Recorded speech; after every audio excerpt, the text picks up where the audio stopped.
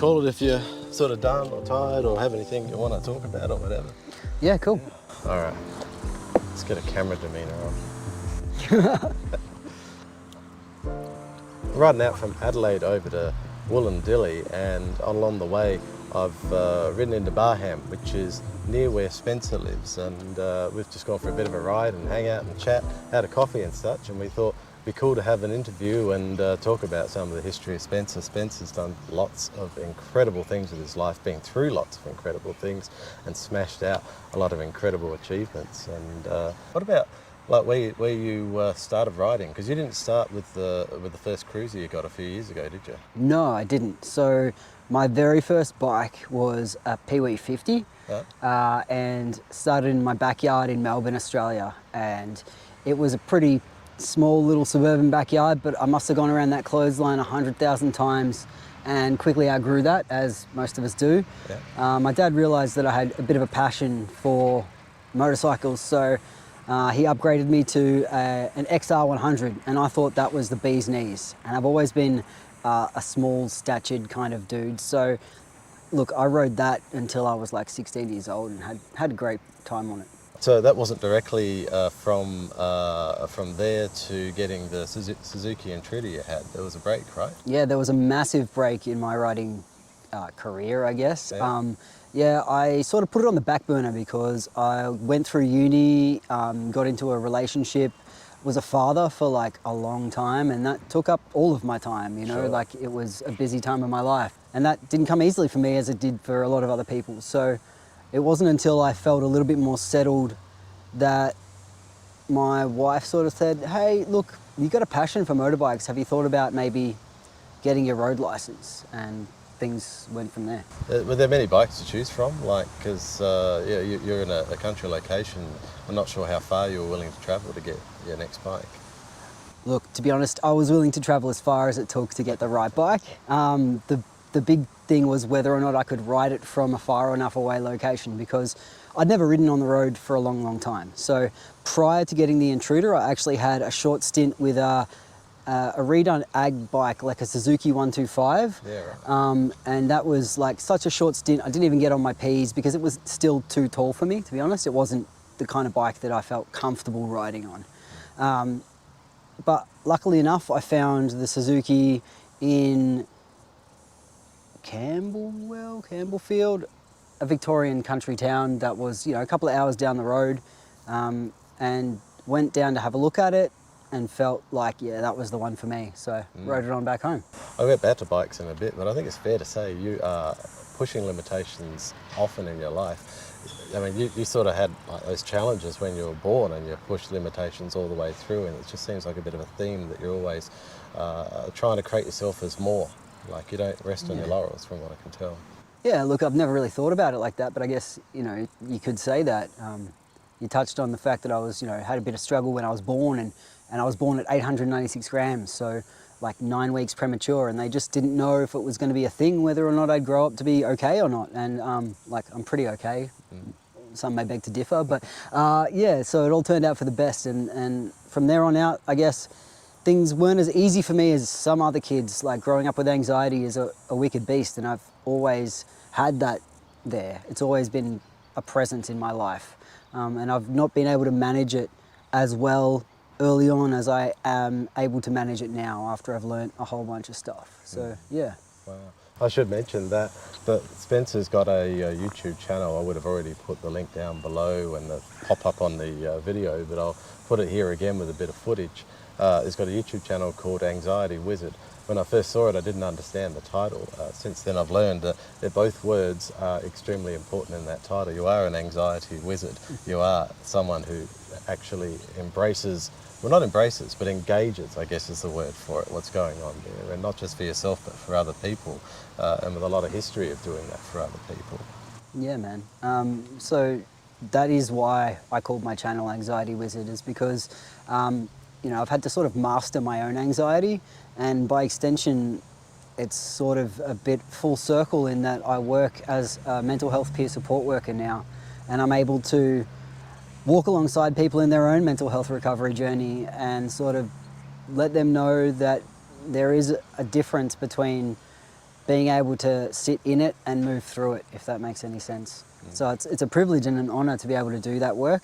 And by extension, it's an absolute privilege to feel well enough to work in the first place. Because there was a time in my life where I don't think I could have even gotten out of bed, let alone hold down a full-time job. So the idea that you're out there doing that, helping people with that, is, I think, phenomenal. It's hard to find what you need on your own. It's good to have an expert on. Yeah, for sure. And you know, I'm by no means an expert. Like I'm a real staunch advocate of destigmatization and speaking openly and honestly of mental health and mental illness, especially as a man. I think there's a lot of staunchness in Australian men, especially, that particularly doesn't really help us navigate our own emotions, and by extension, if we have mental illness, our own mental illness. And so that's why, you know, I'm super passionate about sitting in the space of having a lived experience and being open, honest and transparent about that. It's funny, that whole thing as a guy, you're supposed to show your emotions, but then you get cut down for showing your emotions so often. It's a real battle. For sure, man. And it doesn't serve us well, like especially I think of the generation coming up, and like I have a son myself, and I want him to know that probably one of the strongest things we can do as men is look after our own emotions and look after ourselves so that we're able to look after others by extension, because a saying I love is you can't pour from an empty cup. And by that I mean you can't give to others unless you've got enough within yourself first. What's some of the challenges you've had working in this? Like some of the things maybe that have really caught you by surprise? Yeah, like, well, I think depending on the day, things can be a different challenge. I have to manage my own mental health as opposed to others' mental health. So by that I mean, like, working in the industry is quite tricky because you're constantly bombarded by negativity. There's no other way to put it. You know, people go through some heavy stuff, and hearing about that day in and day out means that I need to exercise my own form of self-care to not be vicariously traumatized. So I have to have really strong and strict self-care routines and boundaries that I put in place to be able to protect myself as somebody who has my own lived experience, to make sure that I can maintain my own mental health. What sort of studies do you have to do to get into this field? Or... So the main qualification for my position is actually having a lived experience of mental ill health myself, but I've been thankful enough to be able to be upskilled while I've been on the job. So I have a certificate 4 in mental health peer work, which is the only nationally recognised qualification at the moment, but I also am trained in a system called intentional peer support, and that is just phenomenal. Alongside that, I've done a whole bunch of different ad hoc trainings like mental health first aid, vicarious trauma training. I'm doing a supervision course and mentorship course. So there's a lot of stuff that comes into play in terms of my practice, but there's actually only one requisite, and that is to have an experience of mental illness myself. That's a good one to have, for sure. Well, it's not a good one to have, but yeah. What about when you started? I mean, that must have been overwhelming when you started. Yeah. Yeah, I will say that I wasn't even sure if I was the right person for the job. And mental health peer work, I think, is an industry that's still emerging. So quite often these positions are just tacked onto the end of programs and they're not really clearly defined. I was thankful in that I had a bit of an understanding about what mental health peer work could look like. So I was able to model my own practice off of that from my own personal experience of receiving it. But yeah, it was quite difficult in the beginning. And I was thankful to only work part-time in the beginning, so I was able to sort of ramp up my own work and be able to live in the world as a person who's now employed. That was different for me. What's something that you'd want to say to people who are experiencing anxiety or some sort of mental difficulty that are just sort of working through but not getting help? I think one of the hardest things for myself was to acknowledge that I needed support, and then the next step after that was to actually go out and seek that support. I think being able to know where to go to get support is one of the most large barriers in Australia. Like, we've got lots and lots of different services, but especially if you have anxiety, it can feel super overwhelming to just even navigate that system. And I think that that's one of the first things that I would recommend people do is just maybe try and find someone who can sit with you and hold that space with you and help you navigate the terrifying endeavor that is actually first reaching out for support. But in that same token, like, you deserve to give that to yourself because you're worth being able to access support as well.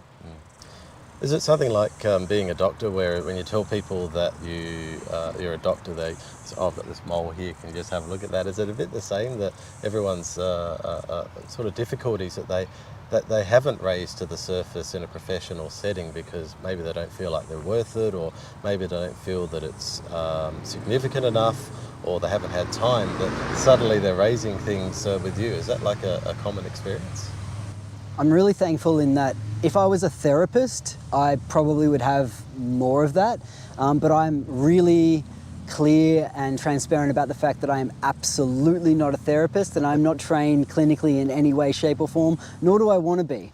What I think does happen is that I'm so used to speaking openly about mental health and my own struggles, and by extension struggles of other people, is that I create an atmosphere of safety and I hold space for people to be able to express vulnerability that maybe they haven't felt comfortable to articulate before. And that's a bit of a privilege and an honor, really, to be able to have like these raw discussions with people that maybe they didn't feel safe or comfortable to have with other men especially, or just even other people in general. I know personally you've brought from what my first impression was, which was, oh, why would you bring up anxiety as such a prominent sort of title, into seeing it as a genuine strength, not just a title of, oh, that's strong, but a genuine strength. It's, you know, in the way that you manage and approach it. It's really changed quite a lot of what I see in the time that I've known you. It's a marked change. I'm sure it's a common experience for a lot of people. Yeah, that's really awesome. And I think quite often there's a power in naming something and just be able to call it, and it takes the sting out of it a little bit, yeah? We skirt around a lot, especially in Australian culture. We like to beat around the bush, so to speak, yeah? Again, I don't think that does us any favours. If we name something, it takes a lot of the mystery and the fear and the shame especially out of it. And that's what I found personally for myself, and I can only recommend it to other people, really. I think in Australian culture we've got a bit of a thing we like to, I think, sort of bring something to prominence by making jokes about it. But when you're talking about anxiety or social difficulties, that can also almost have the opposite effect. And of course it's not always done with such easy or altruistic intentions either. So it's complicated, that one, but there's a lot of good people out there and a lot of good help available, and it's really opened my eyes that people are doing what you're doing. Yeah, oh, that's awesome, man. I'm glad to hear it. And there is like tons and tons of different services available. You know, you don't have to go through therapy, you don't have to go through CBT or specific things. There's a plethora of different ways that you can get mental health support. It doesn't have to be one way. Another thing that you talk about therapy a lot about is that, and I want you to talk about that bike a bit. You've had that for what, 6-9 months now? Yeah, so I got it in, it's probably almost coming up to 12 months now. So I got it in like April of 2022. And for me, riding is absolutely number one in my mental health toolkit. Like, I can't find another activity that allows me to be so present and in the moment as riding a motorcycle does. I often joke and think like it's my form of meditation, but it really is. Riding has become so integral to my self-care toolkit, and that bike especially. Like, you know, I always wanted to have a larger capacity bike, and some people might laugh, but a 750cc is big for a bloke my stature, and that bike does everything I needed to. I absolutely adore it. It goes like a bat out of hell. It takes all I throw at it, and it's beautiful to look at, so I really couldn't be happier. I mean, I've put almost 15,000 kilometres on it. It hasn't missed a beat. You know, all I've had to do is chuck on a couple more tyres and get it serviced regularly, and loves it. So cool. You're happy riding with a windscreen? Yeah, look, I thought when I purchased that bike, I actually thought one of the first things I'd do was take the windscreen off. And funnily enough, I left it on because I was going to be traveling to Bateman's Bay for the meetup that we were lucky enough to attend. And I thought, well, you know, no harm in traveling long distances with a windscreen, with water and whatnot. And I found it so helpful that I have not taken it off. I think it does look a bit dorky, I will own that, but the benefits way outweigh the look, in my opinion. Benefits are massive. It's, I think it suits the bike. It has the sort of look that I think fits in with a windscreen. I don't think it'd fit on my bike. It's be a good idea. I should have a windscreen on mine with the miles I do, but I get too connected with the romance of having the wind in your face and the practicality of earplugs and everything, trying to stop all that wind having all the bad effects. But, that would take so much of that out of the equation. But I reckon it suits, man. I've never looked at it and thought, you know, you should have it without the windscreen. I think it's a part of the bike, frankly. Yeah. And look, coming from the Intruder, where it didn't have a windscreen, that was like I was immediately going to take it off. And I thought, I'll just leave it on and see how it fares. Now I wouldn't ride without it. Yeah. Are you a convert to shaft drives? Like, do you think maybe you won't go back to a chain drive unless you see it on a bike you really want? 100% absolutely love the shaft driven bike. That was one of the main reasons why I wanted to get a Shadow, alongside the size of it would fit me. But yeah, no, shaft driven bikes are fantastic. The lack of maintenance in and of itself is just something I don't have to stress about. And especially out in the country that I ride in, the dirt and all of the crap doesn't get into the chain. So I don't even have to think about that. It's great. I love it. It's terrific, isn't it? I just wish more bikes had them. Yeah, for sure. Because there's so many bikes I want. It's like, oh, damn, it's got a chain. Yeah, no, I feel that, yep. The Shadow's got that low seat height. I mean, I'm like you. I mean, if I'm really trying to push, it's almost like saying, oh, it's a 750 medium cruiser. It's, you know, I'm exactly the average height of the world's population, which means, according to everyone's eyes, I'm short. You know? So it's having the low seat height on the Shadows is amazing. The Intruders have the low seat height too, but these, having a bike this size and just being able to, like, close to flat-footed or flat-footed is like just such a boon, isn't it? Definitely, yeah. It gives me a lot more confidence, especially if you're going like on gravel roads and whatnot. I think I wouldn't have a cruiser that weighs that much unless I could flat-foot it. It's just a personal thing of mine, and that's why I moved away from the Suzuki ag bike that I had, is because I didn't feel in some of the situations that I was taking it in, like off-road and whatnot, that it was, you know, a great idea to not be able to flat-foot a bike. Yeah, I agree. I don't like having to tiptoe and sort of let it fall and catch it on a foot. Not a fan. No.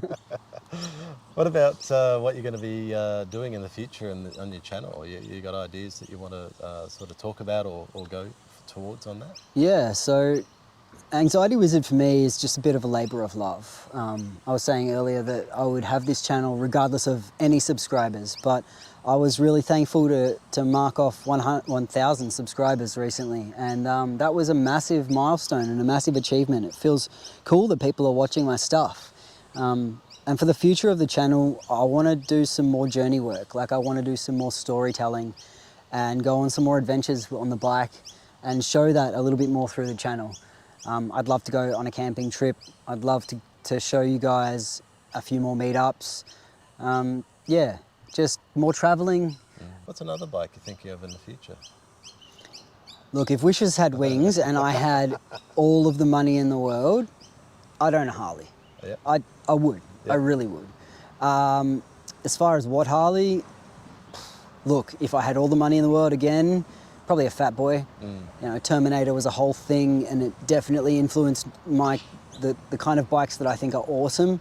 But I don't know, I'll sit on this one for a long time, I think. I'm not looking for anything anytime soon. I'm quite happy with the Shadow. I think I might do a seat upgrade. We spoke about that earlier. Yeah, Mustang seat. Yeah, because I'm taking Jude on the back a lot more, and she has sort of said, hey, the seat's a little less than desirable. So far be it from me to keep a woman happy, you know. Got to do what you got to do. Plus, I can agree with her, the seat leaves a little to be desired. Yeah. Jen says the same thing about the back seat, and getting a Mustang seat's probably the way to go. I mean, we do get the better seat in the deal as a rider. That's. Have you seen on the sports bikes too? Some of the seats that people sit on, it's billions. It's unbelievable. For sure. Yeah, Jude often says, I can't believe they're sitting on that. That must be so uncomfortable. And I'm like, yeah, well, you think your seat's uncomfortable. I don't know if I could be a pillion. I find it really impressive that people sort of give themselves to you being in control in the front. I'd struggle with that, personally. What do you feel like that? Yeah, I agree. And, you know, that is something that I myself had to struggle with. Jude is like literally the most important person in my entire world. And, you know, I always say it's fine for me to be on the bike and have an accident and whatever. Like, it's not fine, but you know what I mean? Like, but to be able to have somebody else's life in your literal hands, that's a massive responsibility and one that I don't take lightly at all. So that is a discussion that we had to have. Like, Jude was keen on going on the back of the bike, and I wanted to let her know that there was a great deal of responsibility that came with having her be a pillion. And I will say that I am so cautious when she's on the back, and I don't feel 100% comfortable because I just don't. Like, I've got this precious, precious cargo that is my wife on the back of this bike. But having said that, she never had any qualms about just feeling completely comfortable on the back of the bike with me. She trusts me innately, and whether or not that's her own stupidity or not remains to be seen. But, you know, we've got an awesome, honest communication going on, and if she ever felt like I was doing something silly, she would tell me, and I would take that on board 100%. Yeah, that's awesome, man. That's cool. I really liked that video where you guys went out and she got some really good riding gear. It was just like that moment she said, yep, I'm on this, you know, and I like that you guys did it properly. Yeah. It's so easy just to sort of say, oh, I'll get a jacket later or this or that, and, you know, it's so worth just getting set up and not having to worry about it. Yeah, that was like a no-brainer for me. Like, I'm not going to let my wife sit on the back of a bike unprotected. I'm going to get the best of whatever we can and what she feels comfortable in, what she'll use every time she jumps on the bike, not just if it's cold weather or if it's whatever. I want her to feel safe and protected every single time we ride. Yeah, that's awesome, man. I like it when people think like that. Not everyone does, and I don't understand it, frankly, but I always see it as you just mitigate all the risks that you can, and that way you can not worry about things because you've done everything you can. Yeah, if you don't mitigate all the risks, then you always wonder, I could have maybe, you know, gotten rid of that risk that became a problem. But I don't know, that's the way I see it. And clearly not everyone does, but I like that you do. Yeah, no, 100%. Like, I mean, we live in a world where we are doing a dangerous activity, let's put it bluntly. And I think I agree with you 100%, like mitigate all of the possible risks that you can within our own power, within our own control, and, you know, go from there. Yeah. You got other hobbies as well, you're skateboarding. Yeah, for sure. I've skated since I was like 6 years old, so I can pretty much skate better than I can walk some days. And it's something that's pretty dear to me. It's another form of Zen, really. Just getting into my body, getting physical, and that really, it helps my brain as well as my body. So it's something that I love and I've got a passion for. I'm not particularly great at it, but I love it nonetheless. Wow, cool. And you do the finger skateboarding as well. Yeah, that's a massively dorky activity. It's That's definitely harder than it looks. Yeah, I mean, I yeah. know that much. No, for sure. I definitely had, I was an anxious kid, and that was one of the activities that I could do, that I felt safe doing, and it turns out I was pretty good at it, weirdly. So yeah, definitely a fan of the old Techdecks and finger skateboards. Incredible. Seeing you do that stuff and having no idea how you actually managed to do it is incredible. Yeah, no. That's a good video. I like that one. For sure. Little known fact, when I was a child, I was so good at it that Techdeck sent me stuff. Like, I got semi-sponsored by Techdeck. So. Wow, no way. Yeah. That's wild. So what does sponsorship involve for that? Did they send you gear or They something? sent me like a whole bunch of Techdecks and videos and like, yeah, and that was pretty much it. That's outrageous. Yeah, it was crazy. How did they find out about you? Through their own website. So there was like an online community, like a forum thing happening. Wow. And yeah. What about a moment you've been riding that really struck you as you know, one of those really special moments that really sticks in your mind? What's something that you like to fondly look back on in your riding history? So there's a few that come to mind. One of which is riding to Bateman's Bay. I live in such a flat area that most of the roads are dead straight. If I see a curve, I get excited. And coming up on the King's Highway towards Bateman's Bay was every corner I turned around, I was just, wow, oh, whoa, like in my helmet. I was absolutely losing my cool because it was just phenomenal to be on roads like that. I'd never ever ridden anything like that before. And it was a real thrill. And it gave me goosebumps doing it. And even just remembering how I felt in that moment, it's so vivid. And I'll always hold that as a really special moment of riding in my heart. It was really cool. Also, being able to meet the other motovloggers was a tremendous experience for me, especially as someone who doesn't really keep a lot of friends. The community itself means more to me than I'm actually able to articulate properly. So to be able to meet those people in person and for them to be able to just accept me for who I am as I am, it was just so cool. I will remember that for the rest of my life. It's a striking group of people, a really special bunch, that's for sure. For sure, yeah. Wow. The ride back, did you go on a different road on the ride back, or was it the same road again? No, same road again. Yeah. So, which I was thrilled about. I really was so keen to ride the King's Highway again. And I think the weather was a little worse for wear on the ride back, if I recall. But that just made it extra special because it was a different environment, sort of. It made it a bit different to ride again. And I knew what was coming this time, so I wasn't quite as surprised after every corner, but I was more taking note and just really making sure to commit every little corner and every little stone to my memory. Yeah, so we rode the same way back, but I'd do it again if I had the chance, to be honest. Yeah, beautiful. Is there anything you want to sort of make sure is included? I want to speak about the fact that meeting you was an absolute honour, Nick. You know, you're such a down-to-earth guy, and I've not met many humans who I have that instant connection with. So it's been a tremendous honour to be able to know you in any capacity and to be able to meet up with you here in the beautiful town of Barham, like right near my own house. Like, it's pretty cool. So yeah, it's a privilege to know you and a privilege to be your mate. I appreciate that, man. That's really beautiful for you to say. And I'm terrible at taking compliments, so I have to edit that whole bit out. Fair, that's fair. But mate, I feel the same. I've built a fondness for you really quickly. I've built a lot of respect for you really quickly as well, and it's not lightly earned, that's for sure. It's they go hand in hand, I suppose, in some ways, but it's not just that. You're a very amazing, well-rounded person who's achieved a lot and done a lot of the work as well. It's really something. If you haven't checked out my channel, Anxiety Wizard, head on over and give it a look. If you like it, consider subscribing. Thanks for having me, Nick. Hey, thanks, Vince. It's been awesome. Really, it's just that, you know, that thing where you're sort of with someone and talking, you just get a little bit of like, you know, two humans talking. It's sort of that, that little drift. I still get that sometimes, but I'm pretty good at not. I don't get used to it. Yeah, for sure. I think a lot of people that have anxiety especially are really good at what's called masking. So like, you know, you put on a nice calm front, because if you don't, it's quite difficult to navigate the world. And you'll find like a lot of people who do have anxiety can put that front on really easily, because we're just really well practiced at pretending we're not.